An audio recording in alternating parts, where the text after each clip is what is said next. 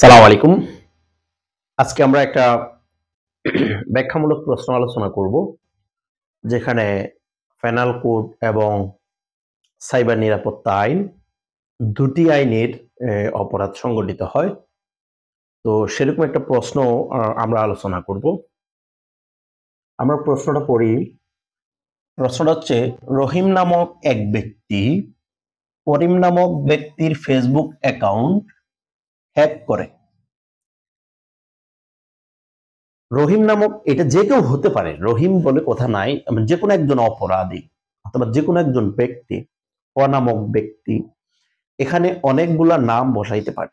তা আপনারা যেটা মনে রাখবেন সেটা হচ্ছে যে কোনো ব্যক্তি বা রহিম নামক ব্যক্তি আরেকজন ব্যক্তির, জামাল নামক ব্যক্তির ফেসবুক অ্যাকাউন্ট, ইমেল অ্যাকাউন্ট এগুলা হ্যাক করে তাকে ভয় দেখিয়ে, ওই জামালের অ্যাকাউন্ট হ্যাক করে, ধরেন আপনার অ্যাকাউন্ট হ্যাক করলো, আপনাকে ভয় দেখালো, ভয় দেখিয়ে আপনার নিকট থেকে বিকাশের মাধ্যমে, ভয় দেখিয়ে বিকাশের মাধ্যমে 10,000 টাকা নিয়ে নিছে। আপনাকে বিভিন্ন ভয় টয় দেখাইছে, বিভিন্ন হুমকি দিছে যে আপনার ফেসবুক অ্যাকাউন্ট হ্যাক করেছি, আমি এই করব, বিভিন্ন মানহানিকর তথ্য প্রকাশ করব, বিভিন্ন ভাবে আপনাকে ভয় দেখাইছে, যে কারণে আপনি তাকে 10,000 টাকা বিকাশের মাধ্যমে দিয়ে দিয়েছেন।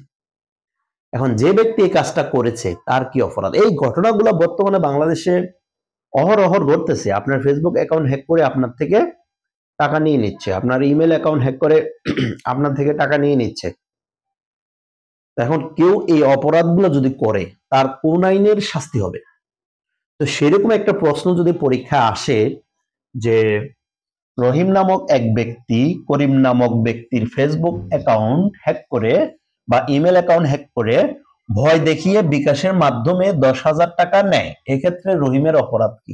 এখানে মূল আমাদের যে বিষয়টা সেটা হচ্ছে ফেসবুক অ্যাকাউন্ট হ্যাক করা, এটা হচ্ছে 1 নাম্বার অপরাধ।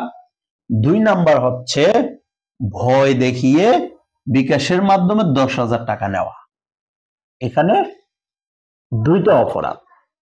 তাহলে ফেসবুক অ্যাকাউন্ট যদি হ্যাক করে তাহলে তার জন্য কি শাস্তি, এবং ভয় দেখিয়ে যদি কোনো অর্থ আদায় করা হয় তার জন্য কি শাস্তি?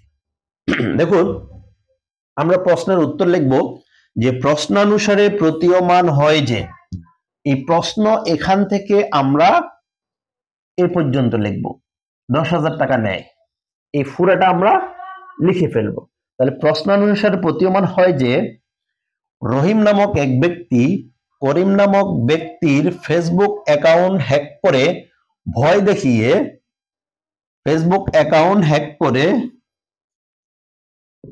ভয় দেখিয়ে বিকাশের মাধ্যমে 10,000 টাকা নেয়ার অপরাধে পেনাল কোড 385 ধারা, পেনাল কোডের 385 ধারা, এটা হচ্ছে ভয় দেখিয়ে কাউকে কোনো অর্থ প্রদানে বাধ্য করা অথবা ভয় দেখিয়ে কাউকে কোনো অর্থ প্রদান করার জন্য চেষ্টা করা।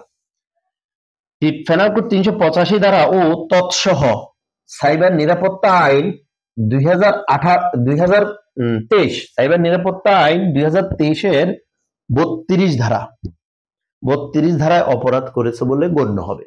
তাহলে এখানে রহিমের যে অপরাধের কথাটা, ব্যাখ্যামূলক প্রশ্ন আসছে, এখানে দুইটা আইনের অপরাধ একসাথে হয়েছে। প্রথম অপরাধ হচ্ছে ফেসবুক অ্যাকাউন্ট হ্যাক করেছে, দ্বিতীয় অপরাধ হচ্ছে ভয় দেখিয়ে তার থেকে 10,000 টাকা নিয়ে নিছে বিকাশের মাধ্যমে।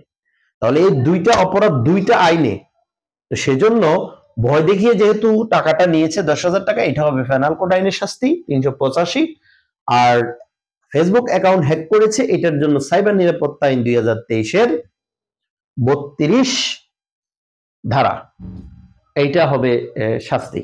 তো এই বিষয়টা যদি আপনি আজকের ভিডিও দেখে এটা যদি মনে রাখেন যে কোনো অ্যাকাউন্ট হ্যাক করে যদি কোনো প্রশ্ন, অ্যাকাউন্ট হ্যাক সংক্রান্ত বা ইমেল, জিমেল, হটমেল এরকম কোনো মেল হ্যাকিং সংক্রান্ত যদি অপরাধের কথা আসে, সাইবার নিরাপত্তা আইনের 32 ধারা।